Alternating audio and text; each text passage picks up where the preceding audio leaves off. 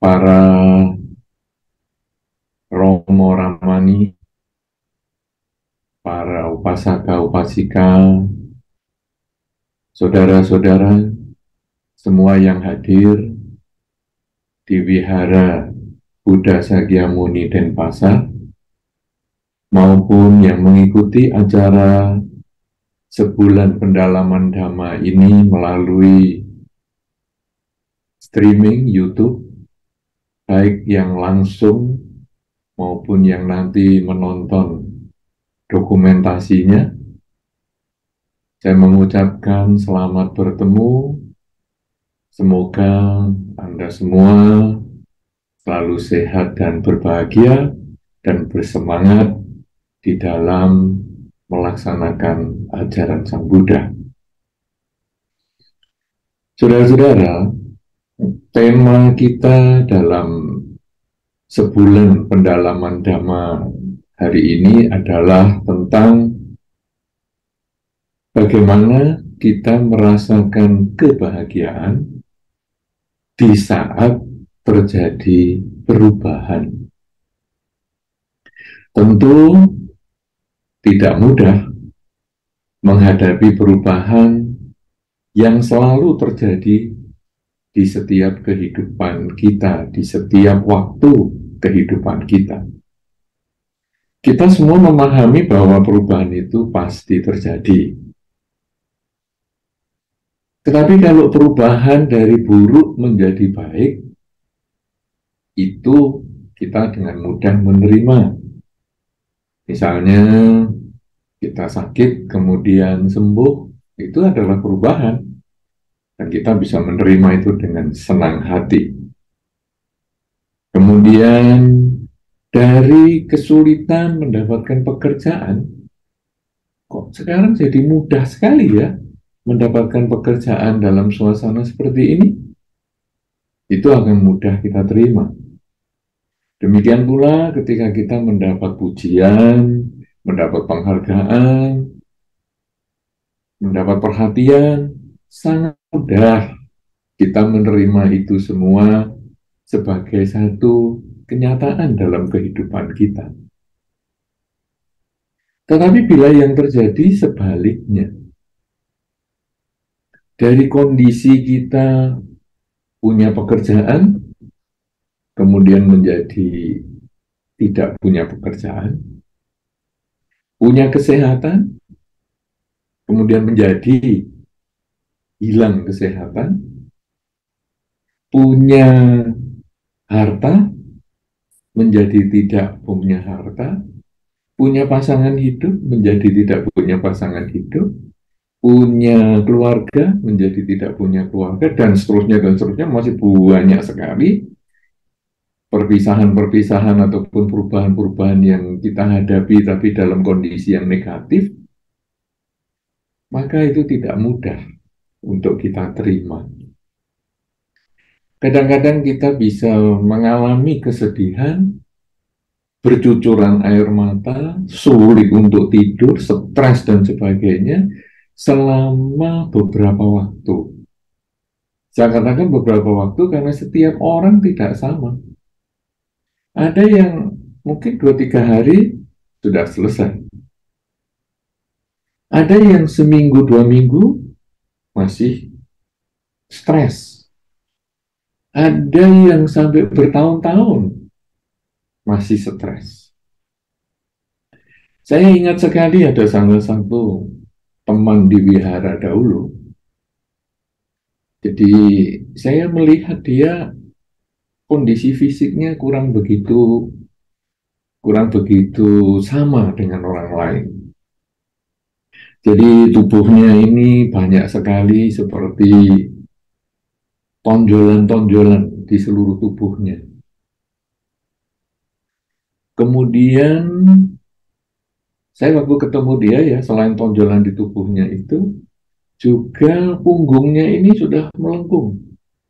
Sehingga dia menjadi tingginya tidak sama dengan rata-rata kita di Indonesia. Cukup cukup kecil.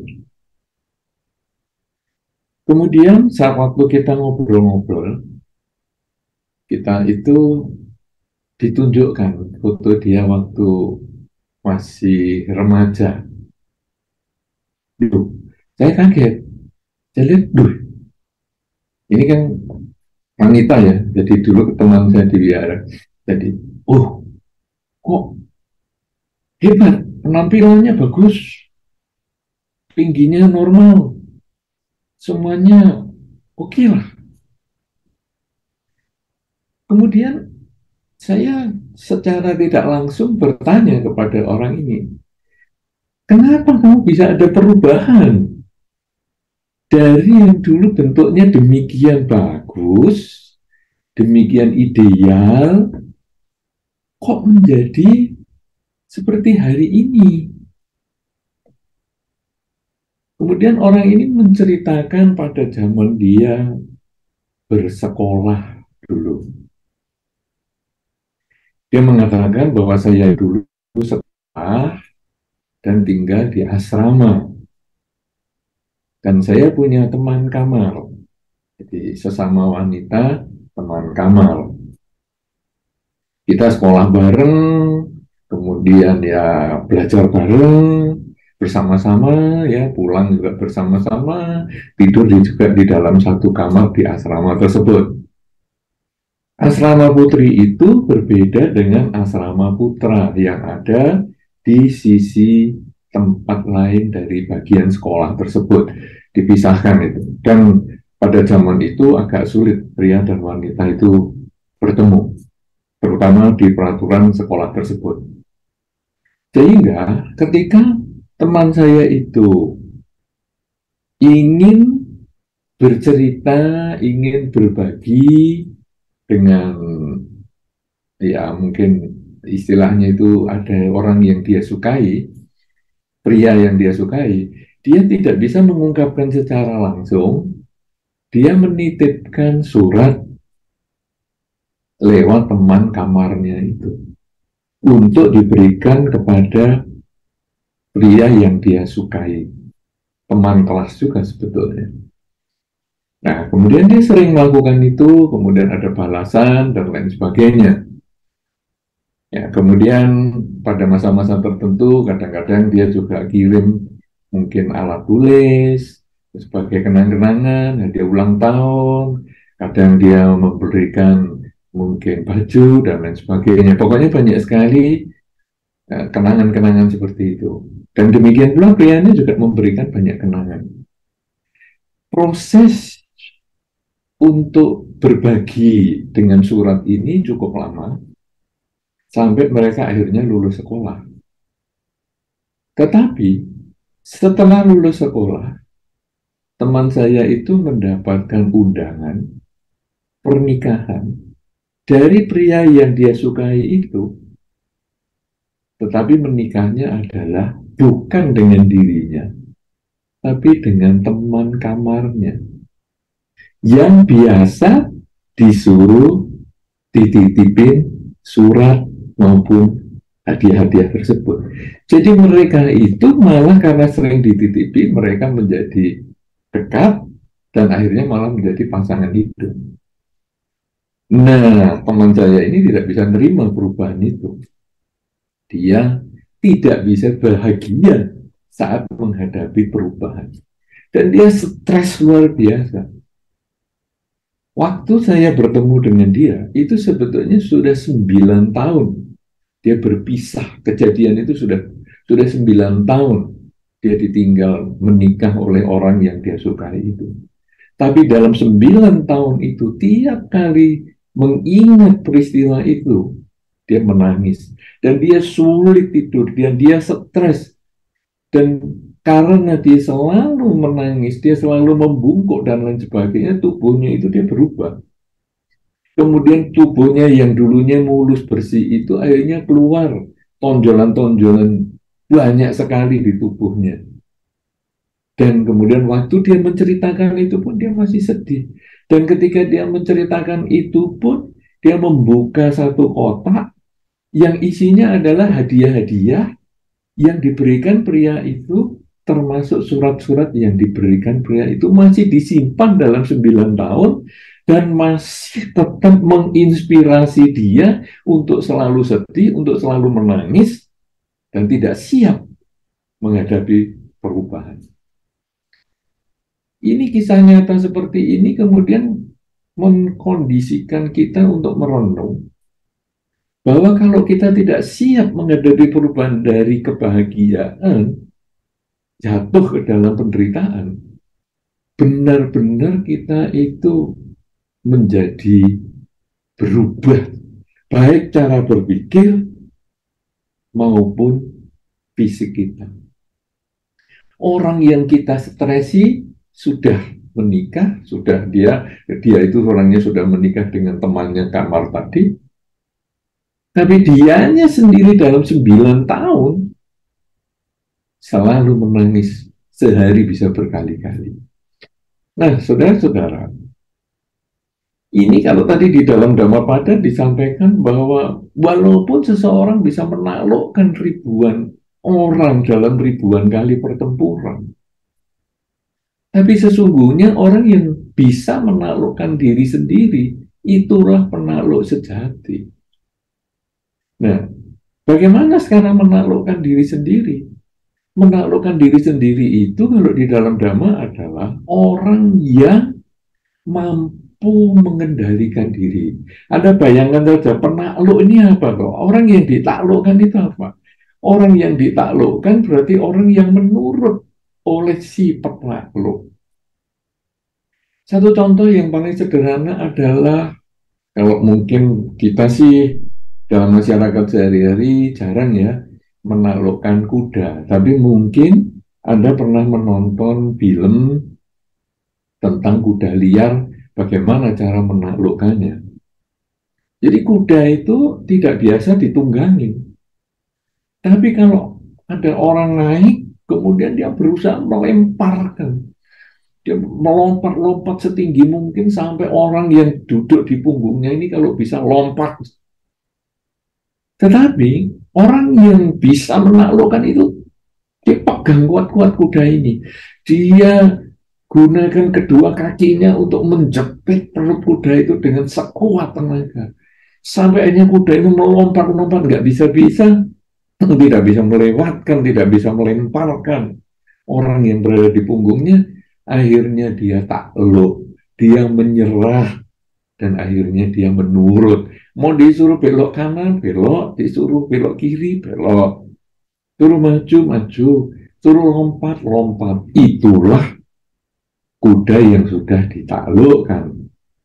Nah, kalau tadi dikatakan, seseorang akan menjadi penakluk sejati kalau menaklukkan diri sendiri. Artinya, kalau diri sendiri ini bisa dikendalikan, menghadapi perubahan, maka dia adalah penakluk sejati. Saudara-saudara, sekarang marilah kita merenungkan diri kita masing-masing. Ketika kita menghadapi perubahan dari penderitaan menjadi kebahagiaan, kita sudah nggak usah ngomong, pasti senang, pasti bisa pernah menolak, dan kita akan ketawa dengan lebar. Dari suka, dari duka menjadi suka, ya, dari sakit menjadi sehat, kita pasti ketawa lebar. Tapi sebaliknya ketika kita dalam kondisi bahagia menjadi tidak bahagia, kalau kita tidak mampu menaklukkan diri sendiri, kita bisa seperti kuda yang akan melemparkan orang yang menduduki dan kita bisa terlempar dari punggung kuda, atau kalau jangka panjang, mungkin pengalaman teman saya dulu bisa terjadi juga pada kita. Karena dia manusia, dia bisa mengalami seperti itu, maka kita sesama manusia juga punya kemungkinan mengalami seperti itu juga. Karena itu sekarang, dalam kesempatan yang baik sekali di dalam sebulan pendalaman Dhamma ini, kita akan mencoba mencari cara bagaimana kita bisa menaklukkan diri kita ketika kita menghadapi perubahan, sehingga kita bisa berbahagia saat menghadapi perubahan. Yang tema kita pada kesempatan ini. Saudara-saudara, hal yang perlu kita renungkan pada saat terjadinya perubahan adalah bahwa perubahan itu wajar, bukan sesuatu yang aneh. Kita sebetulnya sudah mengerti itu dengan baik sekali. Kalau kita melihat di jendela semua cuaca ataupun langit di luar gelap, itu tidak gelap selamanya. Tadi beberapa jam yang lalu masih terang. Beberapa belas jam yang lalu malah masih pagi. Nanti beberapa jam kemudian dia juga akan pagi. Jadi ini semua selalu berproses. Kita tahu itu ada gelap, ada terang. Kemudian kita juga tadi pada saat meminta tuntunan sila, ada disebutkan sila yang keenam, yaitu tidak makan setelah jam 12 siang atau setelah tengah hari. Kita juga tahu bahwa kita setelah jam 12 siang ini, kadang kita juga bisa merasa lapar pada awal-awalnya ya. Jadi kadang malam pun kita, aduh lapar, tapi ya saya sudah menjagalah supaya saya bisa menjalankan sila ini dengan sebaik-baiknya. Kita tahu ada kenyang, ada juga lapar. Kemudian kita juga tahu kadang-kadang pekerjaan bisa berubah dan sebagainya. Itu semua kita sudah tahu dan itu banyak sekali contohnya yang tidak perlu kita sebutkan satu persatu. Nah, saudara-saudara, kalau kita sudah tahu bagaimana kita sekarang mendalami dan menghayati bahwa perubahan itu sebagai kenyataan, kalau kita stres, seperti teman saya tadi, stres, itu adalah karena pikiran saya tidak bisa menerima perubahan. Perubahannya sudah jalan dengan sendirinya. Perubahan adalah alamiah. Tetapi sikap mental kita terhadap perubahan itu kita yang buat. Perubahan alamiah. Jadi kuda tadi melompat-melompat itu dia alamiah. Karena dia tidak mau menerima perubahan, dia lompat. Kemudian sikap kita menjepit perut kuda, sikap kita memegang kendali sekuat tenaga, itu adalah pilihan kita. Sampai akhirnya kuda itu tunduk. Demikian pula dengan teman yang tadi saya ceritakan di awal itu, lelaki yang dia sukai, dia sudah menikah, dia sudah tidak dipikirkan lagi. Tetapi sikap kita menghadapi perubahan itu yang harus kita kuasai. Nah, sekarang bagaimana cara menguasainya? Bahwa di dalam kehidupan kita ini, yang disebut perubahan itu apa? Yang disebut perubahan itu adalah dimensi waktu. Yang membuat berubah adalah waktu. Tadi terang, sekarang gelap. Besok terang. Itu adalah permainan waktu. Tadi kenyang, sekarang lapar, besok kenyang. Itu perubahan waktu. Tadi sakit, sekarang sehat, besok mungkin sakit lagi. Semua hanya dipermainkan oleh waktu. Kalau demikian, sekarang kita dalam pengendalian diri ini, kita harus memahami bahwa sesungguhnya dimensi waktu itu ada hanya dalam pikiran kita. Tadi itu ada di dalam pikiran kita sebetulnya karena hanya khayalan. 1 jam yang lalu itu hanya ada khayalan, kenangan kita saja. Ada hanya di dalam pikiran bahwa 1 jam yang lalu saya bertemu dia. Kenyataan saya mungkin sekarang sudah tidak ketemu dia. 1 jam yang akan datang itu juga khayalan, karena itu belum tentu terjadi. Nanti 1 jam lagi saya mau ketemu dia, belum tentu. Tetapi kenyataan adalah saat ini. Tadi dan nanti dan tadi hanyalah pikiran kita. Kalau demikian, saudara-saudara, perubahan itu kenyataan, sikap mental kita menghadapi perubahan itu sebetulnya adalah dengan mengetahui bahwa dimensi waktu itu sebetulnya hanyalah saat ini, maka sekarang kita harus belajar hidup adalah saat ini untuk siap berbahagia menghadapi perubahan. Jadi kuncinya supaya kita bahagia menghadapi perubahan itu sebetulnya adalah hidup pada saat ini. Kenapa? Karena yang membuat tidak bahagia itu masa lalu ataupun masa yang akan datang. Kenyataan saat ini itu sebetulnya kita bisa memperbaiki perubahan di masa lalu yang mungkin buruk, dan kita bisa meningkatkan ataupun mempersiapkan diri kalau di masa depan terjadi hal yang buruk juga. Jadi saat ini sebetulnya yang kita miliki. Tadi sudah lewat, nanti belum datang, saat ini kenyataan, dan saat inilah yang kita miliki, dan saat inilah sikap mental kita yang harus kita perbaiki. Nah, sekarang apa yang harus kita perbaiki ketika menghadapi perubahan, khususnya ketika perubahan itu pada hal yang buruk?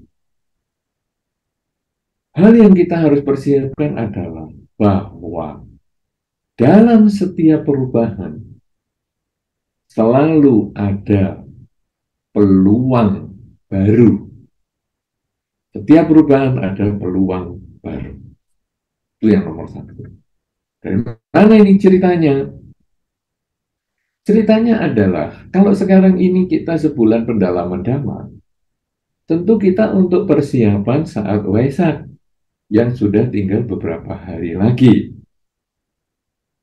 Cerita Waisak ini adalah puncak perjuangan Pangeran Siddhartha. Karena Tri Suci Waisak berbicara tentang kelahiran Bodhisattva. Bodhisattva Buddha ini, Bodhisattva Siddhartha Gautama ini mencapai kebudaan sebagai peristiwa yang kedua, dan Siddhartha Gautama yang sudah menjadi Buddha ini wafat atau parinibbana sebagai peristiwa yang ketiga yang kita peringati saat Waisak. Tetapi hal yang paling penting di sini adalah bahwa beliau mencapai pencerahan. Kenapa bisa beliau mencapai pencerahan? Peluang apa yang beliau dapatkan sehingga beliau mencapai pencerahan? Adalah kalau kita tarik 6 tahun sebelumnya, beliau melihat perubahan itu.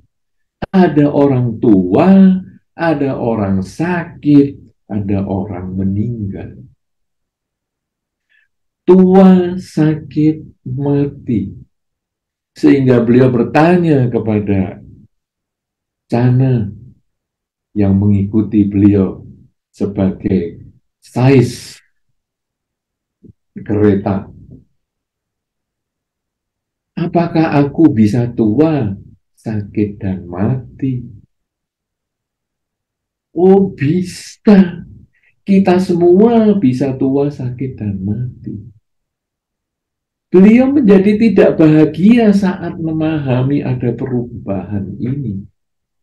Sehingga beliau berpikir, waduh, aku yang punya harta yang demikian banyak sebagai pangeran, punya kekuasaan sebagai pangeran, tidak bisa mengatasi perubahan. Ini beliau seperti orang yang akan menjinakkan kuda tadi yang melompat-lompat. Sulit sekali mengendalikan kendali kuda ini. Sampai akhirnya beliau meninggalkan istana. Saya mau mencari peluang. Bisa nggak mengatasi perubahan ini? Karena tua, sakit, dan mati ini ternyata bukan hanya berbicara tentang manusia, tetapi tua, sakit, dan mati ini berbicara di apa saja, segalanya. Ini akan mengalami tua, sakit, dan mati. Bahkan gedung pun akan mengalami tua, sakit, dan mati. Gedung mengalami tua adalah usianya bertambah, sehingga akan menjadi retak sana, retak sini. Kemudian mengalami sakit, mengalami pengelupasan, catnya, dinding-dinding menjadi rontok, gentengnya kemudian menjadi retak, dan mengalami kematian kalau mungkin bangunan itu kemudian roboh, hancur. Dan itu semua mengalami kendaraan, kemudian peralatan kita, dan lain sebagainya. Jadi itu kemudian mengkondisikan kita, ataupun pada saat itu Bodhisattva berpikir, peluang apa yang bisa aku dapatkan untuk mengatasi perubahan.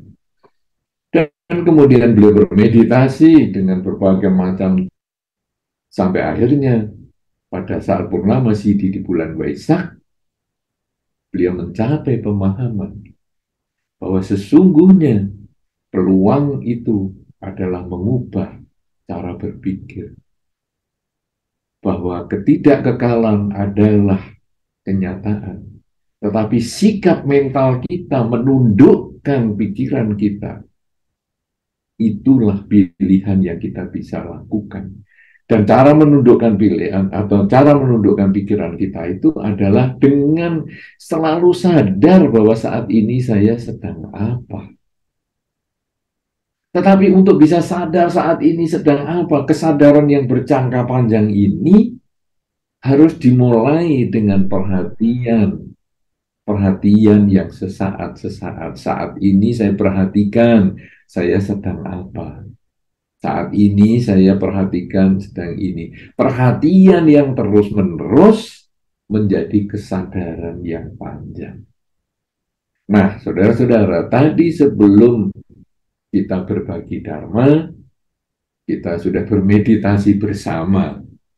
Sebetulnya meditasi bersama itu, tadi kita sudah sampaikan, cobalah kita memperhatikan kapan napas masuk, kapan napas keluar. Perhatian itu bisa sifatnya pendek-pendek, putus-putus, karena saat kita memperhatikan napas masuk, memperhatikan napas keluar, kadang kita juga masih dengar teman kita mungkin bergerak di belakang sana, di depan sana, mungkin ada kendaraan yang lewat di depan tempat kita duduk dan lain sebagainya. Kita masih mendengar itu, jadi perhatian kita masih putus-putus.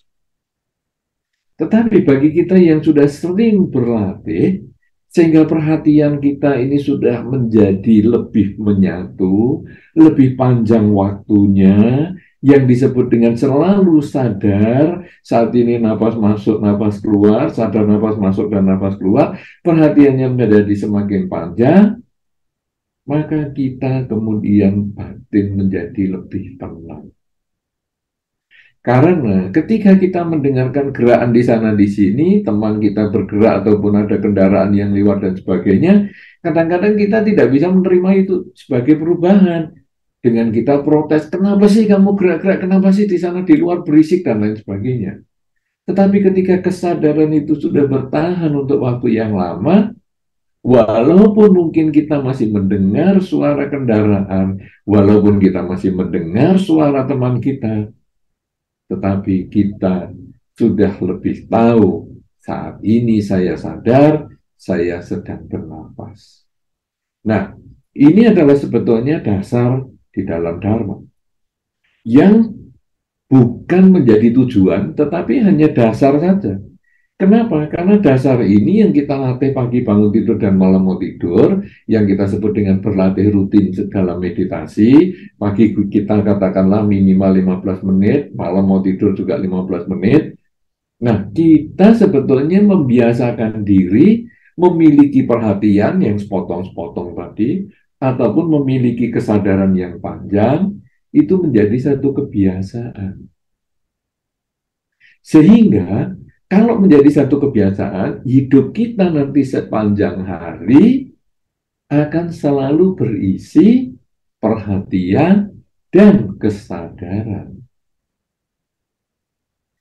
Maksudnya bagaimana ini? Pada saat saya setelah selesai meditasi pagi, yang tadi isinya adalah berusaha merasakan masuk dan keluar ini sebagai bentuk perhatian kalau sekali-sekali. Kalau bisa sepanjang waktu kita bermeditasi itu menjadi kesadaran, selalu terpusat pada objek, maka sekarang begitu selesai saya mulai melangkah, berdiri dari tempat duduk saya dan saya mulai melangkah, saya sadar saya melangkah kaki kanan, saya sadar melangkah kaki kiri, saya sadar sedang menggosok gigi, saya sadar sedang mencuci muka, saya sadar sedang mandi, saya sadar sedang bersiap-siap bekerja, saya sadar berangkat kerja, saya sadar sedang bekerja, saya sadar sedang telepon, saya sadar sedang berbicara, saya sadar sedang istirahat siang, makan siang, saya sadar melanjutkan pekerjaan, saya sadar sedang pulang, dan seterusnya, sampai akhirnya saya sadar kembali untuk berlatih sebelum istirahat. 15 menit kemudian, saya sadar saya beristirahat, dan saya sadar saat ini saya sedang berbaring, saat ini saya tidur. Itu yang sebetulnya harus kita lakukan sepanjang hari. Kenapa demikian? Karena kesiapan kita supaya kita berbahagia, bahagia itu adalah kondisi mental, bahwa kita ini bisa menerima segalanya sebagaimana adanya, bahwa saat inilah kenyataan, ini dimulai dengan memiliki perhatian dan memiliki kesadaran. Hanya seperti itu saja. Sehingga ketika Anda di perjalanan misalnya, jalannya kok macet, lalu Anda emosi, wah ini mau ke kantor, jalanan macet. Kenapa kita protes jalanan macet? Karena kita membayangkan ada kondisi tertentu bahwa jalan ini tidak macet. Jadi kita bermain dengan dimensi waktu. Kemarin tidak macet, biasanya tidak macet, dulu tidak macet. Jadi kita hanya bermain dengan dimensi waktu. Kemudian nanti kalau macet, saya kan pekerjaannya jadi terlambat dan sebagainya, itu nanti. Saat ini saya tidak bisa mengubah, sudah macet, sudah berhenti, stuck di situ, kendaraan di depan saya berhenti, kendaraan di belakang saya berhenti, saya maju nggak bisa, mundur nggak bisa, balik nggak bisa. Yang bisa saya ubah hanyalah cara berpikir. Ibaratnya naik kuda, saya sudah naik kuda liar tadi, sudah pegang kendalinya, kudanya lompat-lompat, ya saya hanya bisa menjepit paha saya dan juga betis saya, di lutut saya, jepit sekuat tenaga ke perut kuda itu. Tidak ada pilihan lain. Nah, jadi sekarang pada saat saya jalanan macet, bukan emosi kemacetannya. Sekarang saya hanya melihat peluangnya. Apakah yang bisa saya lakukan? Sama dengan Pangeran Siddhartha, begitu stres melihat perubahan, bukan hanya stres terus kemudian bertahun-tahun di rumah hanya sedih, kenapa kok ada perubahan, tapi justru beliau meninggalkan istana untuk mengubah cara berpikir. Demikian pula kita, jalanan macet. Bukan macetnya yang diomeli sekarang. Apa yang harus saya bisa lakukan ketika sedang macet? Jadi kita mulai melihat peluang dari sudut yang berbeda. Apa yang bisa saya lakukan sekarang? Oke, kalau gitu mungkin saya harus telepon beberapa klien saya bahwa ada beberapa hal yang bisa saya kerjakan walaupun saya tidak ketemu dengan dia. Nah, jadi apa yang bisa saya kerjakan ketika saya menghadapi kesulitan terhadap perubahan ini? Nah, kalau kita bisa seperti itu, maka perubahan apa saja kita bisa jalani dengan penuh kebahagiaan. Perubahan misalnya yang tadi saya sampaikan gelap. Jadi tadi kan terang waktu saya datang ke biara. Loh kok sekarang kenapa jadi gelap? Kita tidak usah menyesali kegelapan, tetapi sekarang apa yang bisa saya lakukan dengan kegelapan ini? Misalnya dengan gelap, maka saya punya kesempatan berlatih meditasi, misalnya. Karena biasanya kalau meditasi kadang lampu dimatikan, sekarang sudah gelap. Ya saya sekarang berusaha melihat peluang bahwa dalam gelap ini saya bisa berlatih meditasi. Ya, itu kalau di lampu kita di rumah kadang-kadang PLN lampunya mati misalnya. Kadang-kadang kan kita stres, ya mati gini-gini ngomel-ngomel, ngomel atas lampu yang padam. Loh, untuk apa? Karena kita tidak bisa mengendalikan padamnya lampu itu. Yang kita bisa kendalikan adalah pikiran kita sendiri. Kita sebagai penakluk diri kita sendiri. Jadi, apa yang bisa saya kerjakan dengan lampu yang gelap ini? Apakah saya meditasi? Apakah saya kemudian dengan lampu yang gelap ini kemudian saya menyiapkan dengan HP, saya hidupkan baterainya, kemudian saya mencari lilin ataupun mencari misalnya home light ataupun emergency light misalnya untuk dinyalakan dan sebagainya. Jadi apa yang harus saya kerjakan ketika saya menghadapi perubahan? Ini yang kita tanam di dalam pikiran kita. Kemudian kita sekarang tentu akan mengalami usia. Kita bertambah usia. Ini sebetulnya kita juga perubahan. Ya, saya ingat sekali ketika saya ke Denpasar awal-awal itu, mungkin saya masih sangat muda sekali karena saya mungkin masih waktu itu masih sama Nera ya di 30 tahun lebih yang lalu. Ada beberapa teman Anda ini di sekitar kita yang belum lahir hari itu. Masih muda sekali. Sekarang kan sudah usia 90. Kita juga ada beberapa teman kita ya sudah yang dulu ketemu dengan saya waktu saya masih sama Nera, ya hari ini ya tentu sudah usianya sudah kurang lebih segitu. Kita tidak perlu menyesali usia tua itu. Kenapa? Karena memang ini sudah jalannya kehidupan. Tetapi apa yang bisa kita kerjakan ketika kita masih memiliki tenaga, masih memiliki kekuatan di usia hari ini? Itulah peluang. Tidak menyesali yang hilang, tetapi memanfaatkan yang ada.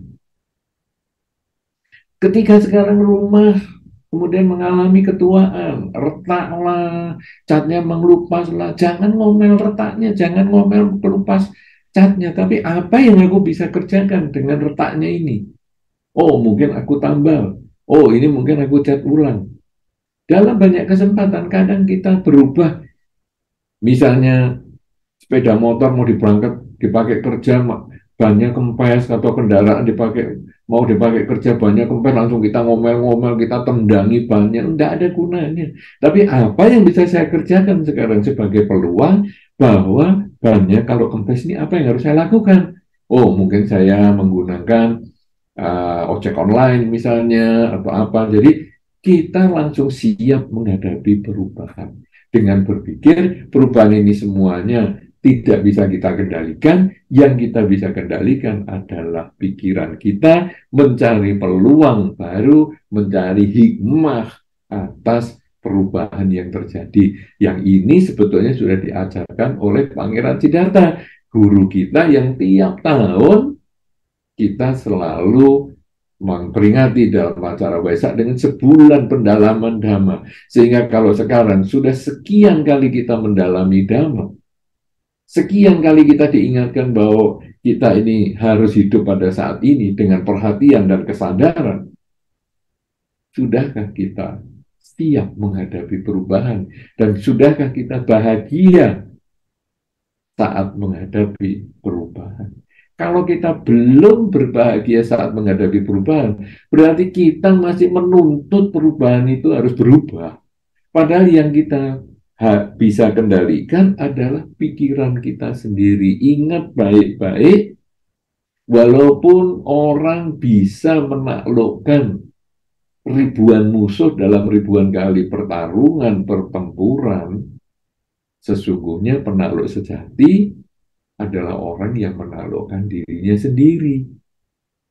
Jadi, sudahkah kita bisa melihat setiap kali ada peluang dalam perubahan? Bagaimana sekarang? Sadar setiap saat dengan perhatian dan kesadaran. Kalau Anda selalu gunakan ini, kita selalu dibimbing untuk berlatih meditasi, sadar napas masuk, sadar napas keluar. Kalau bisa nanti selama 15 menit meditasi selalu menyadari kapan masuk dan kapan keluar dan seterusnya. Kalau itu menjadi kebiasaan, maka kebahagiaan itu akan muncul. Karena itu saudara-saudara, Cobalah kita berlatih sedikit-sedikit secara rutin pagi bangun tidur, malam mau tidur. Kita gunakan perhatian dan kesadaran untuk mengamati diri kita dan nanti sepanjang hari untuk mengamati apa saja yang muncul di dalam perasaan kita, yang muncul di dalam batin kita, sehingga akhirnya apa saja yang muncul akan menjadi tenggelam.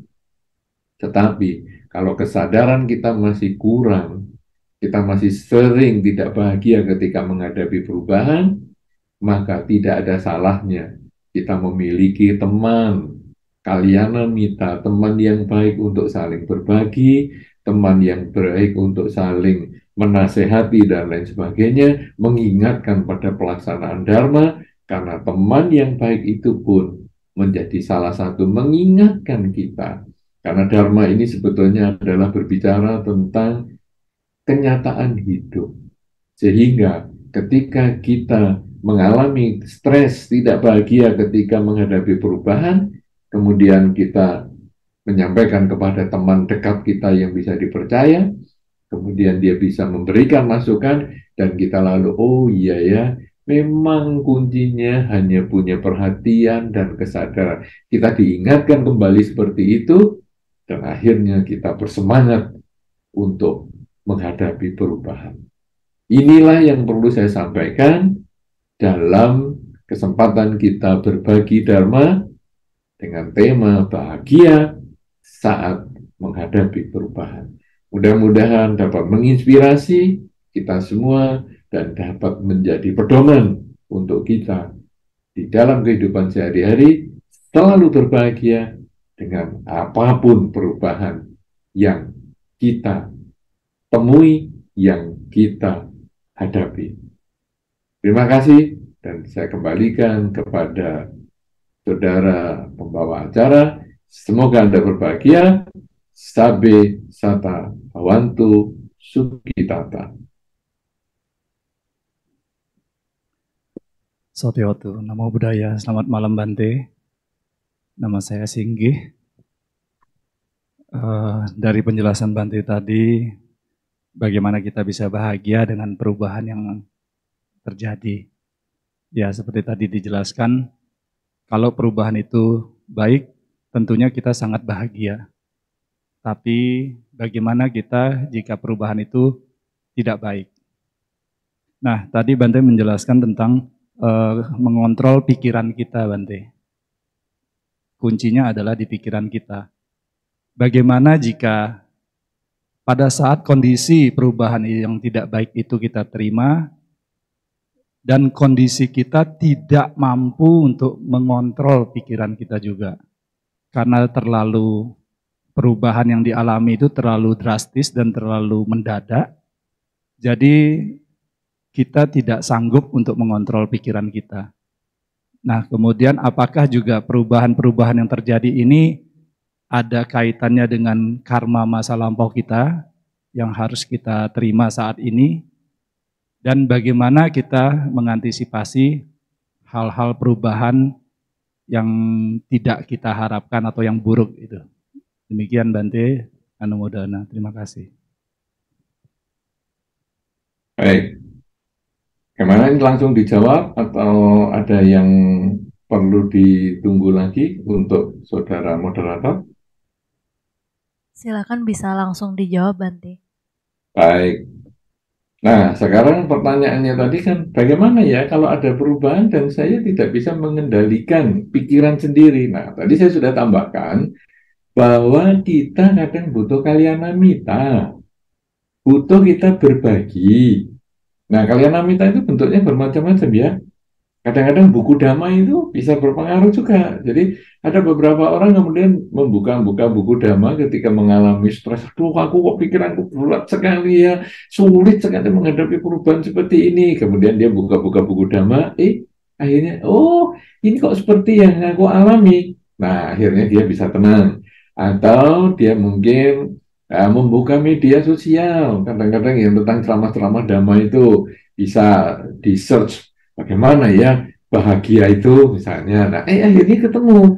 Atau juga pergi ketemu dengan pandita, ketemu dengan para biku dan lain sebagainya untuk berdiskusi, dan atau tadi yang saya sampaikan Kalyanamita juga bisa teman kita. Jadi kita kemudian ngobrol sama teman kita, aduh aku ini stres banget loh kayak gini gini gini. Nah, coba di antara kita sendiri pun kita tentu pernah mendengar teman kita curhat, ya ya mungkin kita akan ada teman yang curhat, atau mungkin keluarga yang curhat, atau pasangan hidup yang curhat. Sebetulnya kenapa? Karena mereka itu sulit untuk menerima kenyataan adanya perubahan, jadi dia curhat. Nah, kita waktu mendengar mereka curhat, ya kita harus mendengarkan dengan baik dan memberikan saran. Kenapa kita bisa memberikan saran? Karena kita tidak terlibat secara emosional terhadap problem yang dia hadapi. Jadi kita lebih objektif dan kita bisa memberikan saran yang baik. Nah, orang yang terlibat secara emosi yang tadi Anda katakan, wah sulit sekali ini menghadapi perubahan ini, wah emosi, itu memang sulit untuk berpikir wajar. Nah, begitu mendengar orang, oh iya ya, memang begitu. Nah, kita kadang yang dimintain nasihat, kadang menganggap, wah gitu aja, nggak bisa, itu kan gampang sekali. Gampang kan karena kita nggak ngadepi sendiri, kita tidak terlibat secara emosi, kita tidak boleh mengatakan seperti itu. Tapi kita harus ikut empati, kemudian kita mengatakan, ya memang masalahmu cukup berat, tetapi sebetulnya jalan keluarnya adalah seperti ini. Itu gunanya Kalyanamita ya. Jadi kalau kita sulit mengendalikan pikiran, cobalah kita mencari sumber lain termasuk Kalyanamita tadi untuk berkomunikasi supaya kita menjadi lebih tenang. Kemudian apakah perubahan itu karena karma lampau? Sebetulnya kita jangan selalu menyalahkan karma. Karena kalau kita karma lampau, akhirnya kita itu diem. Ya sudahlah, memang hidupku ini seperti ini karena karma aku ya. Aku tunggulah karmaku yang baik muncul. Jadi tidak ada usaha dong. Tadi saya sudah ingatkan ya, bahwa seperti kita naik kuda liar itu, dia melompat adalah urusannya dia. Tapi kita punya sikap mental kita berkuasa pada diri kita untuk memegang sekuat tenaga dan untuk menjepit perutnya sekuat tenaga sampai dia tidak punya tenaga untuk lompat. Jadi kita jangan berbicara karma di sini, tetapi sikap mental kita siang dan malam, apakah itu karma? Tidak ada, itu jalannya seperti itu. Tapi sikap kita kadang ya sudah gelap, sudah malam, karena aku jadi tidak bisa kerja lagi. Lah ini kan sikap mental kita. Sekarang apa yang bisa saya lakukan ketika sedang gelap? Ketika macet, ya macet karma buruk ini saya sedang macet. Kemudian kita telepon atau kita bagi status di media sosial. Wah, karma burukku berbuah, macet nih jalanan. Ini salah. Tetapi sekarang ini kok macet. Apa yang saya bisa lakukan ketika saya macet? Nah, ini sikap mental. Jadi kita lepaskanlah dari kata-kata karma itu tadi. Jadi perubahan itu adalah hakikat kehidupan. Anicca itu adalah hakikat kehidupan. Jangan dikait-kaitkan dengan karma. Karena kalau nanti karma, akhirnya sikap mental kita yang negatif itulah yang menimbulkan karma buruk. Ya macet ini karmaku memang buruk. Nah, padahal tema kita kan bahagia saat menghadapi perubahan. Berarti sekarang ketika macet, gimana supaya kita dapat karma baik? Yaitu saat saya macet ini, apa yang saya bisa lakukan ya? Loh, ini kan kesempatan saya melakukan gini-gini. Untung tadi macet. Nah, kan jadi bahagia ketika menghadapi perubahan. Ini kan sikap mental, ya. Bukan perubahannya yang bikin karma, tapi kitanya, sikap kita menghadapi perubahan. Kemudian bagaimana mengantisipasi perubahan yang buruk? Ya justru kita yang bahas ini sekarang adalah mengantisipasi perubahan yang buruk. Karena kalau yang baik, tadi saya sudah sampaikan, nggak usah diomong. Nah, inilah di dalam drama kadang-kadang orang menganggap, wah agama Buddha ini agama pesimis ya. Kenapa? Ya kan empat kesunyataan mulia ngomong hidup itu penderitaan. Loh iya, karena kalau hidup itu bahagia nggak usah diomong lagi.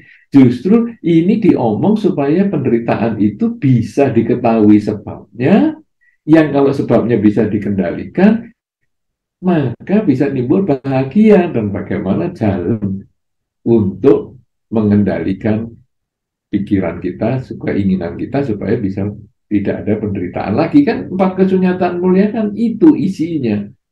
Jadi sebetulnya kita yang bahas ini adalah bahwa perubahan itu menimbulkan penderitaan. Nah, sekarang mengantisipasinya gimana? Inilah yang kita bahas, yaitu dengan punya perhatian dan punya kesadaran. Perhatian itu terpotong-potong hanya ketika kita sadar, saat ini saya sedang nulis, tapi kadang-kadang mikir yang lain dan lain sebagainya. Tapi kalau kesadaran adalah berjalan perhatian yang terus-menerus untuk waktu yang lama. Ini gunanya adalah memang untuk mengantisipasi perubahan yang tidak sesuai dengan harapan kita. Begitu, mudah-mudahan bisa dipahami ya. Baik, silahkan yang lain. Sangat Kami bagus persilakan yang pertama. kepada penanya selanjutnya bisa mengangkat tangan.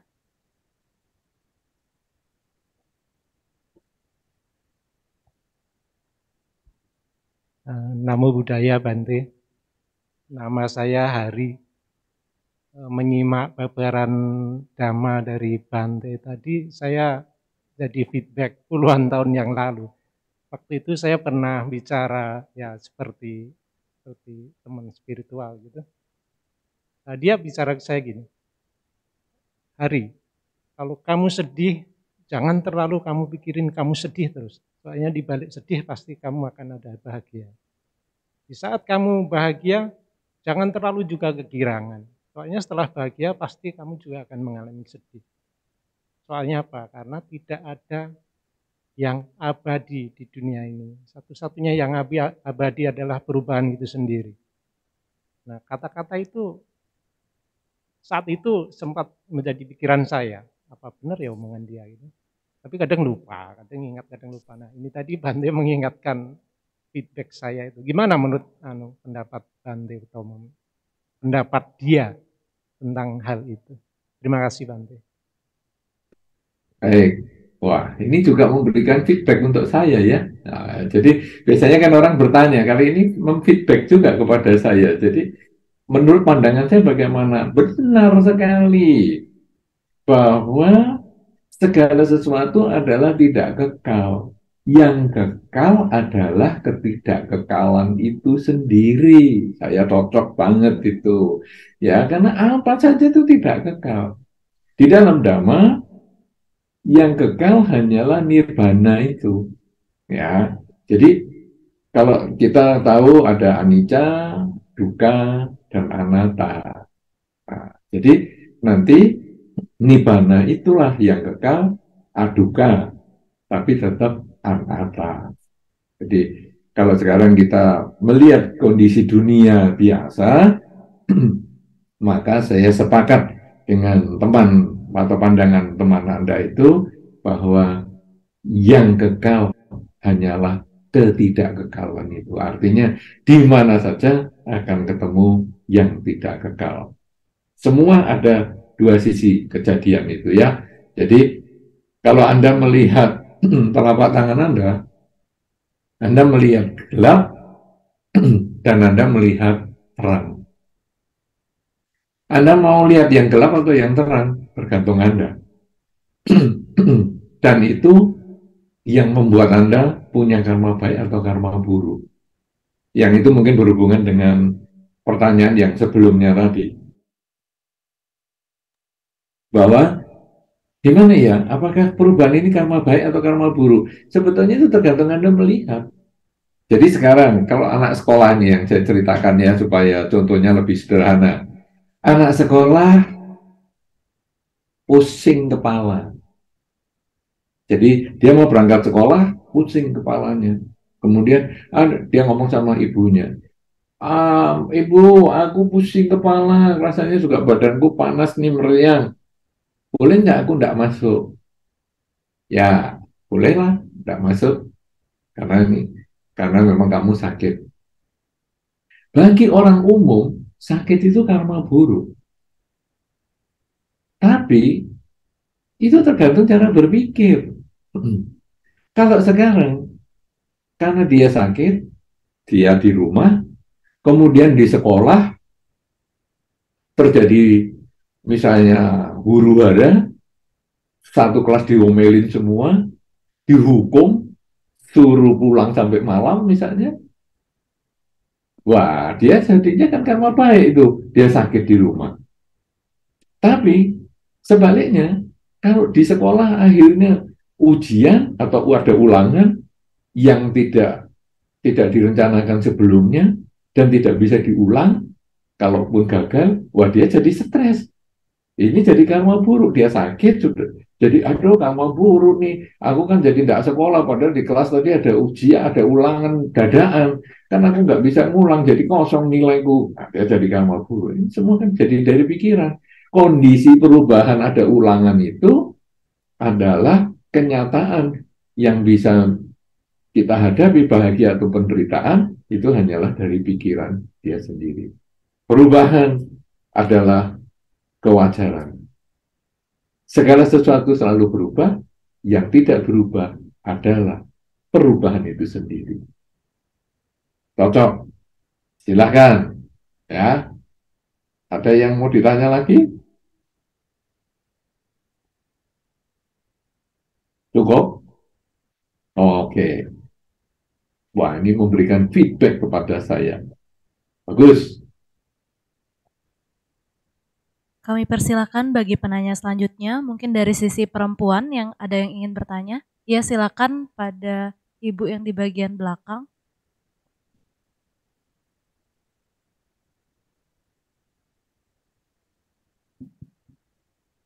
Selamat malam Bante, saya dengan Anggreni.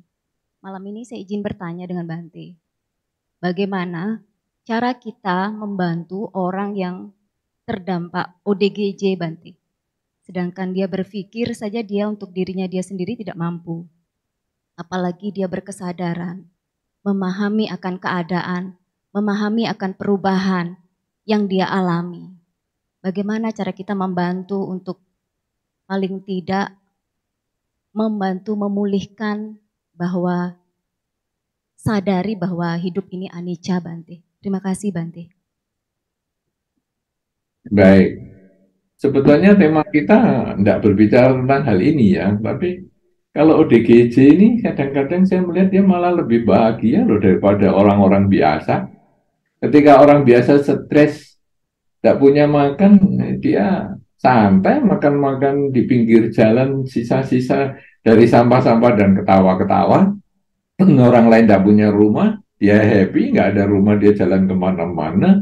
Ya, jadi kadang-kadang ODGJ malah lebih happy daripada kita. Tapi sekarang mungkin bagaimana ya kita bisa mengenalkan perubahan ini kepada dia. Karena beberapa orang ODGJ itu malah yang pendiam dan punya mental yang agak merusak. Jadi misalnya dia stres pada satu ketika mungkin hilang pekerjaan ataupun ada rumah tangganya berantakan dan sebagainya, dia kemudian bersifat agresif, kemudian juga destruktif, ya, merusak dan lain sebagainya, pemarah dan lain sebagainya. Ini bagaimana ya? Memang tidak mudah. Cuman kalau tadi yang saya sampaikan, kadang kita ini bisa nggak menjadi kalyanamita, ya, menjadi teman yang baik. Ya tadi di pertama kan juga disampaikan, gimana kalau kita sendiri sudah stres sebetulnya ya kita jadi kayak orang ODGJ itu. Jadi, waduh, nah ini saya sudah bisa mengendalikan diri saya. Nah, kadang-kadang kita butuh teman atau sumber lain untuk mengingatkan kita, ya. Nah sekarang kalau ODGJ-nya itu mau kita sadarkan, kadang bisa nggak kita menjadi teman. Kalau kita tidak bisa menjadi teman, mungkin ada orang lain yang bisa menjadi teman. Karena sebetulnya kalau kita mungkin berbicara tentang karma ya, setiap orang itu punya kedekatan karma dengan orang lain. Makanya misalnya Anda punya anak 2 orang atau 3 orang atau 4 orang misalnya. Kadang-kadang kita merasa cocok dengan si A, anaknya 4 orang ya, si A salah satu anak. Kita merasa cocok dengan dia dibandingkan dengan yang lain. Kenapa? Karena ada ikatan karma yang lebih dekat dengan si A dibandingkan yang lain. Kita punya pegawai atau Anda punya karyawan misalnya 20 orang. Tapi kenapa Anda bisa cocok dengan orang itu dibandingkan dengan yang lain? Karena itu adalah kedekatan karma. Dan kita masing-masing punya kedekatan karma seperti itu. Karena itu, kalau Anda pergi ke mall atau ke tempat ramai, ya, yang Anda bertemu dengan orang yang tidak Anda kenal semua, kadang-kadang Anda akan merasa kayaknya orang itu baik ya. Belum kenal namanya, belum tahu kelakuannya, belum tahu rumahnya dan lain sebagainya, Anda bisa berkesimpulan kayaknya orang itu baik ya. Sebaliknya, ketemu dengan orang lain yang tidak Anda kenal, Anda pun bisa punya konsep, kayaknya orang itu jahat ya. Nah, dari mana ini? Dari kedekatan karma. Orang itu baik, karena mungkin ada karma lampau yang berdekatan. Entah itu dulu teman baik, entah itu dulu orang tua kita, entah itu dulu saudara kita, dan lain sebagainya. Sehingga kalau kita menjalin hubungan dengan dia menjadi baik. Itu dasarnya kenapa ada cinta pada pandangan pertama. Karena merasa kayak orang ini baik. Dan begitu didekati, sungguh jatuh cinta. Jatuh cinta pada pandangan pertama. Tapi ada juga, kayaknya kok orang itu jahat ya. Dan kemudian kita menjalin hubungan dengan orang itu, dan akhirnya kita jadi musuhan. Sebetulnya itu juga jatuh benci pada pandangan pertama, jadi permusuhan dari pandangan pertama. Cuma kita paksa karena kita merasa, kan nggak masuk akal ya, saya nggak kenal, kok bisa nggak cocok. Nah, itu biasanya kalau mertua kepada menantu dan sebagainya. Saya mau kenalkan ya pacar saya, mah. Saya mau kenalkan pacar saya, atau pas saya mau kenalkan pacar saya. Jangan bawa ke sini. Saya nggak cocok nih. Lu kan belum pernah ketemu. Iya, tapi saya nggak cocok. Lu dari mana ini? Jatuh benci pada pandangan pertama. Dan itu nanti kalau sungguhan dipaksa jadi pernikahan sungguhan, ya musuhan terus sama mertuanya. Kenapa? Karena dia sudah ikatan karmanya itu sudah jauh. Nah, sekarang si ODGJ ini juga sama. Kita ini bisa nggak dipercaya sama orang itu? Jadi orang itu begitu lihat kita rasanya kok deket. Nah, kemudian kita bisa masukkan dia untuk bagaimana supaya dia itu tidak gampang marah-marah. Ya, tentu kita tidak terlalu idealis, kita jelaskan bahwa pikiran ini seperti ini, kamu harus mengembangkan kesadaran, perhatian, ya enggak usah. Cuman kita, sudah, kamu kalau emosi, kamu diam aja. Jangan berkomunikasi sama siapa-siapa. Kalau perlu, kamu menyendiri saja sana, atau kamu mandi, cuci muka, apa-apa, jadi biar kepalamu dingin, dan sebagainya. Paling kita menasihati itu pun, itu sudah melatih kesadaran, karena dia tahu dia marah, dia berusaha untuk diem, dan dia berusaha untuk menyiram kepalanya dengan air dingin. Itu sebetulnya sudah berlatih kesadaran dalam level-level yang sederhana. Nah, jadi mungkin penjelasan saya sampai di situ dulu, bahwa setiap orang punya kedekatan karma. Nah, kalau Anda ingin menolong orang yang ODGJ, apakah Anda itu punya kedekatan karma dengan dia? Kalau punya kedekatan karma, karena orang itu bisa curhat dengan Anda, maka Anda punya kesempatan untuk memberikan masukan supaya dia bisa mengendalikan diri. Tapi kalau Anda bukan orang yang dekat dengan orang tersebut, carilah siapa di sekitar orang itu yang dekat untuk Anda sampaikan pesan Anda, supaya melatih orang tersebut, si ODGJ tersebut, dengan supaya lebih mengembangkan kesadaran, misalnya kalau marah, menyiram air dingin di kepalanya. Saya kira itu dulu yang saya bisa sampaikan. Mungkin kalau mau lebih dalam, ya tentu harus bertanya kepada spesialisnya, ahlinya, karena di bagian ini mungkin saya tentu ada kekurangannya dan juga di luar tema kita. Demikian, mudah-mudahan bisa dimengerti. Terima kasih. Silakan yang lain. Selanjutnya kami selingi membacakan pertanyaan dari kolom komentar YouTube, Bante. Pertanyaan dari Heni Hendrawati. Malam Bante, saya mau bertanya, jika kita sudah menerima perubahan, saat itu membutuhkan proses sampai kita menerima. Tapi tetap ada saat di mana kita akan menerima atau kadang tidak menerima. Dan secara random, trauma dan emosi tersebut akan keluar dari alam bawah sadar pada saat beraktivitas. Kira-kira apa yang dapat dilakukan untuk meredam emosi-emosi dan trauma akan perubahan tersebut? Baik, ini pertanyaan yang bagus ya. Nanti kalau tanya juga tolong disempatkan menulis dari kota mana, supaya kita juga tahu acara ini diikuti di mana saja. Nah, memang pada saat kita bisa menerima perubahan itu sebagai kenyataan, belum ngomong bahagia dulu ya, jadi hanya menerima perubahan itu sebagaimana adanya, itu butuh waktu.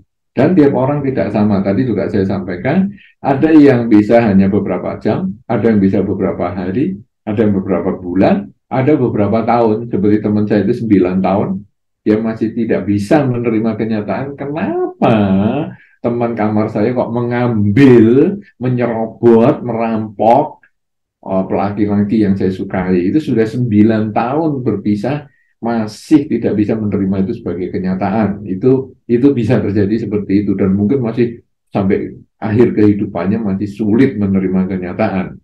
Karena ini proses. Sejauh mana seseorang itu bisa menundukkan keakuannya sendiri. Perubahan adalah milik kenyataan.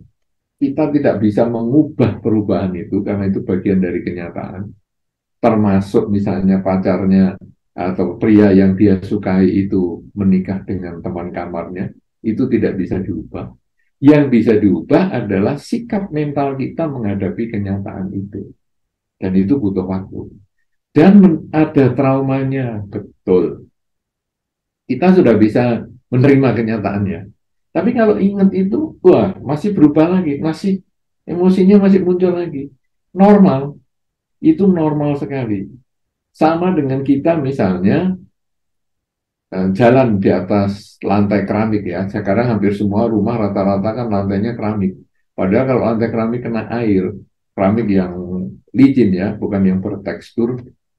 Kalau keramik itu kena air, ada air sedikit begitu, atau kaki kita basah, itu kita bisa terpleset, bisa jatuh. Nah, kemudian kita jatuh, butuh waktu untuk bisa menerima kenyataan bahwa keramik itu licin. Jadi kita selalu hati-hati, selalu hati-hati, selalu hati-hati. Tiap kali mau melangkah, sudah dipastikan semuanya kering dan sebagainya. Tetapi traumanya itu pasti muncul. Tidak bisa tidak muncul. Kenapa? Karena itu bagian dari ingatan. Ingatan kita tidak bisa dihapus. Anda perlu memahami ya bahwa dalam kehidupan ini kadang-kadang kan kita atau orang lain atau teman kita kadang kan misalnya mengalami trauma yang besar sekali, misalnya putus cinta, kadang itu kan cukup beberapa orang menganggap itu berat sekali. Wah, putus cinta aku gini. Kita dengan enak mengatakan karena kita tidak mengalami, lupakanlah, lupakan. Tidak mudah, ya. Atau ada yang ditinggal pasangan hidupnya karena pasangan hidup suami atau istrinya meninggal atau anaknya meninggal, kemudian lupakanlah, sudahlah itu, lupakan. Tidak semudah itu. Pikiran tidak bisa diatur untuk melupakan. Pikiran itu mengingat, tugasnya mengingat. Bahkan kehidupan lampau pun masih disimpan datanya. Buktinya apa? Pangeran Siddhartha untuk mencapai kebudayaan itu ingat ribuan kehidupan sebelumnya. Jadi ingatan itu ada, selalu ada. Dia tidak untuk dilupakan. Nah, kalau dia berusaha melupakan ingatan, saya tidak mau ingat lagi, saya tidak mau ingat lagi, pacar saya tidak mau ingat lagi, pasangan hidup saya tidak mau ingat lagi,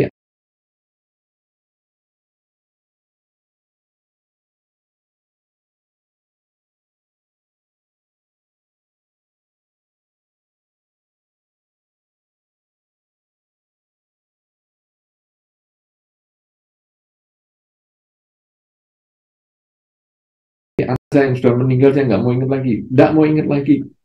Dia berusaha melupakan, tapi dia akan menjadi pelupa untuk sebagian besar. Karena sebetulnya itu hanya menindih, ingatannya itu di bawah sadar. Tetap ada, tapi ditindihin, dimasukkan ke bawah sadar. Nah, jadi tugas kita sebetulnya bukan melupakan, karena nggak mungkin bisa. Tapi yang bisa adalah menerima itu sebagai kenyataan. Nah, sekarang sudah random begitu, tidak apa-apa. Random muncul, aduh, aku dulu pernah begini, aku dulu. Yang perlu diingat adalah dimensi waktu tadi.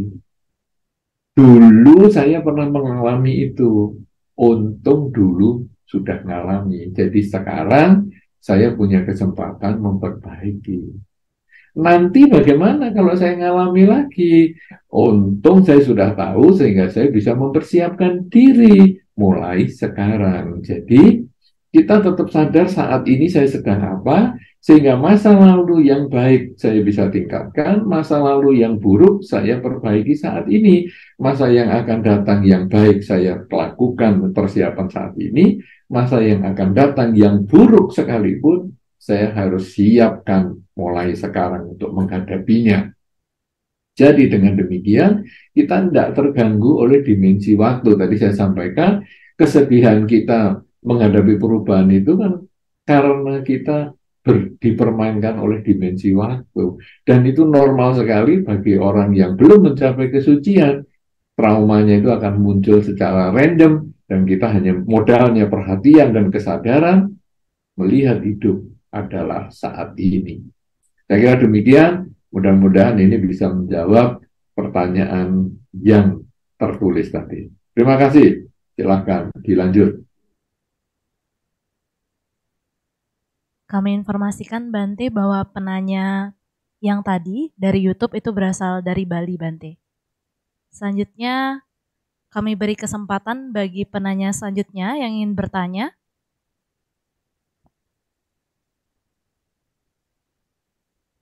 Jika ada yang ingin bertanya, bisa langsung angkat tangan.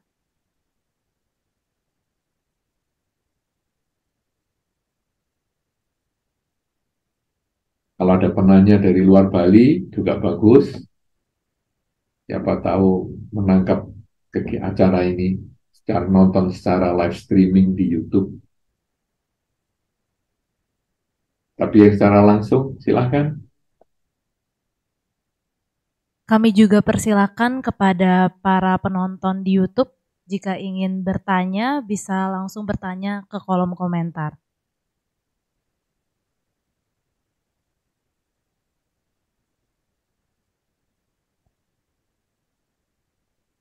Semua sudah bahagia nih menghadapi perubahan.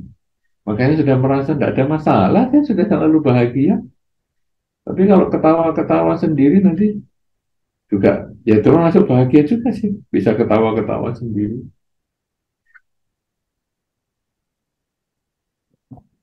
Ya, kami persilakan kepada penanya dari sisi perempuan bagian belakang. Namo Buddhaya Bante, perkenalkan saya Santi. Saya mau bertanya, saya punya kalyamita, itu gimana ya? Ketika dia duka, dia datang ke saya untuk curhat. Masalah saya bantu atau apa, biar selesai. Ketika dia bahagia, dia lupa dengan saya. Apa itu karma saya ya Bante? Karena saya sering sekali menemukan kalyamita seperti itu. Apakah itu termasuk karma Bante? Terima kasih Bante. Sebetulnya menarik sekali ya. Ini pertanyaan ini sangat menarik. Jadi kalau ada orang duka nyari kita ya, kalau ada orang punya problem nyari kita. Kalau sedang bahagia kok nggak nyari ya? Saudara-saudara, justru sebetulnya hal inilah yang sangat membahagiakan. Kalau kita lalu melihat diri kita sendiri, Dharma ini kan kita nggak nyalain orang lain ya, jadi kita melihat diri kita sendiri, kita merasa happy. Kenapa? Saya ini berarti memberikan kebahagiaan kepada pihak lain. Karena orang yang menderita kemudian bertanya kepada saya, berbagi kepada saya, curhat dengan saya, Dan kalau saya bisa memberikan nasihat, dia bahagia dan ya sudah. Kan kita ini jadi seperti dokter. Kan dokter begitu. Kalau dokternya berpikir seperti Anda, kenapa ya orang sakit kok mesti ketemu saya? Kalau sudah sehat kok nggak ketemu saya? Loh ya ngapain? Kan sudah sehat. Loh ngapain ketemu? Nah, jadi kita justru itulah doa kita adalah semoga semua makhluk bahagia. Jadi kalau Anda ini sudah nggak ada yang datang, berarti semuanya sudah bahagia. Karena baik banget itu. Anda punya kesempatan membantu yang besar sekali. Ya, jadi Anda ini kan, kalau sekarang ada orang tanya, kalau bahagia kok nggak nyari saya? Seolah-olah kita itu kan seperti menuntut. Ya, itu sebetulnya konsep di dalam pikiran kita sebetulnya, mestinya kan kalau kamu bahagia ya nyari saya dong. Ibaratnya kalau sekarang kita hitung pakai uang ya. Kamu ini kalau kekurangan uang, utangnya ke saya. Tapi kalau kamu sudah berlebihan uang, kok nggak berbagi ya sama saya? No. Kan jadi seperti itu. Kalau sekarang kamu susah, kamu baginya ceritanya ke saya. Saya sudah cerita kasih masukan supaya kamu menyelesaikan masalah gimana. Enggak pernah balik. Kita mengucapkan anumodana. Saya ikut berbahagia. Kalau kamu memang sudah enggak susah lagi, oh aku ikut berbahagia. Jadi begitu. Jadi kita melihat seperti jalan macet tadi. Jalan macet bukan macetnya yang kita omeli, tapi apa yang bisa saya lakukan? Nah, jadi kalau sekarang kita sudah menolong orang dan orang itu sudah tidak kembali, apa yang saya bisa lakukan? Saya bisa menolong orang yang lain, yang lebih banyak. Ya, kalau nanti semua menghubungi kita kan kita stres. Pasien yang lama sudah balik lagi, pasien yang lama ini yang sudah sembuh-sembuh pada datang, yang sakit juga datang, apa enggak puyeng kita? Justru itulah alamiah. Yang sudah lewat, ya sudah, yang datang adalah yang baru. Kalau sekarang hari ini kok nggak ada yang curhat sama saya ya, nggak apa-apa. Berarti kan aku punya kesempatan untuk me time, untuk menjadi diriku sendiri. Bisa jalan ke sana, bisa ke sini. Anggap aja seperti itu. Jangan menganggap itu sebagai karma buruk. Ingat ya, karma itu sebetulnya adalah permainan pikiran kita. Anda mau lihat itu negatif, itu menjadi karma buruk. Anda mau lihat itu positif, Anda menjadi karma baik. Sama dengan telapak tangan kita tadi, ya, sama dengan apa yang tadi di-feedbackkan teman kita tadi. Bahwa semua ini tergantung kita mau lihat dari mana. Kalau Anda selalu lihat dari sisi gelap, maka hidup kita akan selalu menderita. Misalnya, contoh yang paling sederhana adalah misalnya kita ngitung dengan bisa sampai ke wihara gini lah, bisa sampai wihara, kemudian bisa ikut acara sebulan pendalaman Dhamma malam ini. Kita bisa melihat dari sudut negatif, misalnya, ya dapat sebulan ikut SPD ini sebetulnya apa sih manfaatnya? Udah capek juga ngumpul-ngumpul begini terus-terusan tiap hari. Nah, ini kalau dari sisi negatif. Tapi kalau dari sisi positif, ikut SPD ini enak juga ya, bisa kumpul-kumpul, bisa ketemu dengan teman dan lain sebagainya, bisa berbagi cerita, bisa ikut mendengarkan dhamma untuk dijadikan pelajaran supaya modal di kehidupan sehari-hari. Nah, ini dari sisi positif.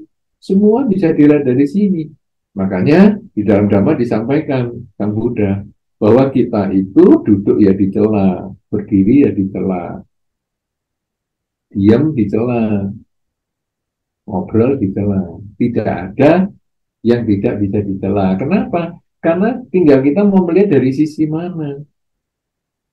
Ya, Anda pergi ke wihara bisa dicela sama orang lingkungan Anda. Orang kok tiap hari ke wihara apa-apaan itu. Nah, itu dari sisi negatif.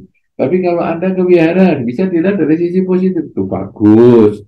Sebulan dalam Dhamma ini, SPD ini, wah dia rajin ke wihara loh. Dari sini. Nah, sekarang Anda mau berpikir yang mana? Mau berpikir dari sisi gelap atau sisi terang? Kalau di dalam Dhamma kita diarahkan sisi terang. Nah, inilah yang malam ini tema kita, bahagia saat menghadapi perubahan. Sebetulnya kita melihat dari sisi terangnya. Supaya kita selalu berpikir positif, melihat itu sebagai satu peluang. Ya, nah jadi sekarang orang duka, tidak masalah, curhat. bagus, saya bantu semaksimal mungkin. Sudah bahagia, nggak pernah ngomong lagi, nggak apa-apa. Berarti aku punya kesempatan untuk berbuat baik kepada yang lain. Begitu Ibu, mudah-mudahan bisa dimengerti. Baik, silakan. Selanjutnya, sampai jam berapa mungkin kita? Selanjutnya ada 2 pertanyaan terakhir dari kolom komentar YouTube Bante. Yang pertama dari Nana Kirana, asal dari Bali. Pertanyaannya adalah bagaimana kita bisa menenangkan teman yang sedang sakit parah seperti kanker atau penyakit berat lainnya. Di satu sisi kita mengerti bahwa hal ini disebabkan oleh karma lampaunya. Dan di sisi lain kita ingin menunjukkan empati untuk menenangkan dia. Apa tindakan yang tepat untuk dilakukan? Untuk pertanyaan kedua, dari Edward Huang dari Medan, bagaimana cara melakukan function yang baik? Apakah harus dimulai dengan membaca parita? Sudah. Demikian Bante. Baik. Ya, sekarang bagaimana ya? Ada teman yang sakit dan kita harus menenangkan. Sama dengan jalanan macet tadi. Jangan fokus pada macetnya, tapi fokus pada apa yang bisa kita kerjakan saat ini. Peluang apa yang bisa saya kerjakan saat ini? Nah, jadi orang yang sakit, kadang-kadang ya teman-teman kalau berkunjung ke rumah sakit atau mengunjungi orang sakit, jangan terlalu bertanya penyakitnya. Walaupun itu misalnya sakitnya karena kecelakaan dan lain sebagainya, sebaiknya jangan ngomongin itu. Kita kan sudah mendengar dari pihak lain ya, mungkin dari keluarganya, mungkin dari teman yang lain yang pernah berkunjung. Jangan terus kemudian kita datang, "Loh, kamu sakit apa sih?" "Ya aku kecelakaan loh ini sampai lututku hancur." "Lu gimana? Loh, kamu kok tahu kalau lututmu hancur?" Waduh, kita tuh akhirnya dia ngulang lagi. Itu kan bagian yang membuat dia menderita, tapi diulang lagi karena ditanyakan. Lebih baik itu udah nggak usah ngomong itu, terus, "Halo, apa kabar? Wah, ini sudah lama ya kita nggak ketemu. Ini teman-teman di luar sudah pada nungguin loh, kamu kapan? Kamu mulai nanti bisa kapan keluar dari sini misalnya, atau kita bisa kumpul-kumpul lagi." Jadi kita ngobrolnya itu yang lain, yang membuat dia bahagia. Saya ingat sekali satu ketika saya berkunjung ke rumah sakit. Di situ ada orang tua, suami istri yang sama-sama, suaminya yang sakit, agak tua suaminya. Kemudian saya tanya, "Bagaimana? Sudah lama di sini?" "Wah, sudah ada sekian hari lah." "Gimana kesan-kesannya di rumah sakit?" "Wah, enak banget." Maksudnya apa nih enak? Satu, saya itu nggak direweli sama istri saya ini, Pak. Itu nunjuk istrinya semua. Saya nggak direweli istri saya, jadi saya itu bisa lebih tenang di rumah sakit itu. Wah, saya nggak berani melanjutkan itu, pertanyaan itu. Saya hanya ngomong, yang kedua apa? Yang kedua, supaya dia nggak terus, karena dia di rumah gini, ya yang kedua apa? Yang kedua, saya di sini bisa nonton bola, Pak, di rumah sakit kan ada televisi. Di sini ini ada pertandingan sepak bola dunia, Pak. Saya mau nonton. Nah, itu artinya apa? Dia sakitnya itu bisa tidak terlalu diperhatikan, dia memperhatikan yang lain. Sama dengan macet tadi, nggak ngurus macetnya, tapi dia ngurus apa yang saya bisa lakukan selama macet. Nah, ini apa yang bisa saya lakukan? Berpikir positif apa? Peluang apa yang saya bisa lakukan ketika saya sedang di rumah sakit? Nah, ini istri saya yang rewel ini, saya bisa tidak begitu dengerin. Itu nomor satu, itu pengakuannya dia. Kemudian yang kedua adalah saya bisa nonton Liga Dunia ini. Nah, jadi sekarang teman Anda yang sakit berat, Anda tidak usah nyinggung sakitnya, tidak usah menakut-nakuti, juga tidak usah terlalu banyak menyarankan, misalnya, coba ke dokter sana, coba ke dokter. Kadang-kadang kita ini sok-sok pinter, jadi sudah kadang-kadang sudah stres. Ya, jadi semua orang nyarankan obat ini, dokter itu. aku sudah semua. Mungkin dia pengertiannya lebih banyak daripada kita. Lebih baik kalau kita tidak terlalu tahu, kita ngobrol yang umum aja. Jadi, gimana kabar? Atau mungkin malah kita menghibur dia dengan cerita-cerita. Kamu masih hobi baca nggak? Ini kan kebetulan kan kamu kan lebih banyak di rumah misalnya ya, karena kondisimu saat ini terbatas, karena kondisi sakitnya ini. Coba ini ada, bawakan buku. Misalnya dia senang membaca, loh, bawakan buku. Jangan bawa buku ini, kamu bacain. Nanti minggu depan ya, kita diskusi tentang buku ini. Nah, jadi dia tuh ada semangat. Dia tidak ngurusi sakitnya lagi. Tapi kalau kita, loh sakitmu ini sudah stadium berapa? Waduh, stadium 4.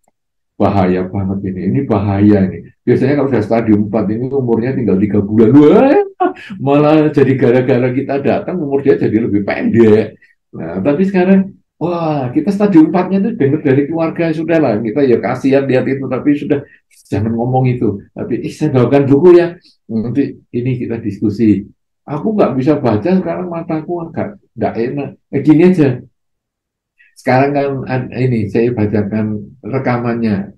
Ini saya bacain loh kamu ya. Atau ini saya ubah bukumu ini sekarang sudah saya ubah menjadi teks, menjadi suara. Ini lewat Google kan sekarang bisa itu ya. Jadi di Google diubah menjadi suara. Jadi sekarang ini bukunya sudah tinggal suara. Nah kamu seperti dibacain gitu ya. Mungkin matamu atau penglihatanmu kan sudah terbatas. Jadi sekarang biarlah kamu mendengarkan bacaan. Nanti minggu depan ya, saya datang lagi kita diskusi. Oh ya, ya, ya, ya. Nah, jadi dia semangat karena dia merasa ada harapan minggu depan akan ketemu dan ada diskusi dan lain sebagainya. Kita nggak ngurus sakitnya dia.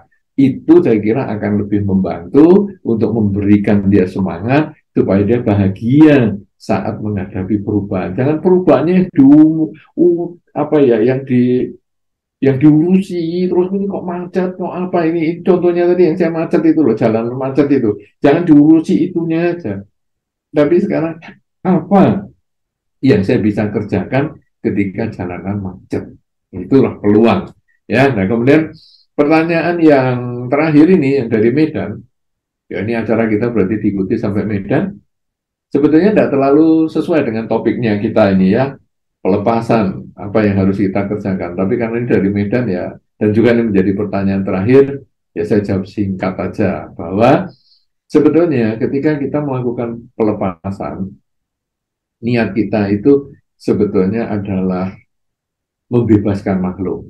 Sehingga nomor satu, jangan pesan makhluknya, tapi kita mendapatkan dari yang sudah menderita. Misalnya makhluk, kalau burung ya yang sudah terkurung dan lain sebagainya, atau binatang yang sakit misalnya, kemudian kita rawat, ada burung yang jatuh ke rumah kita mungkin karena sayapnya luka dan sebagainya, ya kita rawat, kemudian kita bisa lepaskan.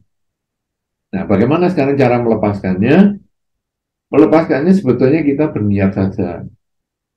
Bisa mungkin membaca parita, paritanya kalau secara umum kita membaca Karania Metta Sutta. Jadi khotbah Sang Buddha tentang cinta kasih. Tetapi kalau kita nggak hafal, kita cukup mengucap satu kalimatnya saja, yaitu Sabbe Sata Bhavantu Sukhitata. Tapi kalau kita juga nggak ingat kalimat yang dalam bahasa Pali ini dari Karania Metta Sutta, kita cukup mengucap dalam bahasa Indonesia, semoga semua makhluk berbahagia. Karena kita melepas ini, semoga yang dilepas juga berbahagia. Semoga kita yang melepas juga berbahagia, semoga keluarga kita bahagia, semoga semua makhluk berbahagia. Ya, jadi inilah yang menjadi jawaban. Bagaimana kalau mau melakukan function yang baik? Function yang baik bukan memesan, tapi adalah membebaskan mereka yang memang sedang menderita. Misalnya ikan yang mestinya dipotong di restoran yang cepat mungkin untuk masih hidup itu kita beli dan kemudian kita lepaskan di habitatnya. Kemudian bagaimana paritanya?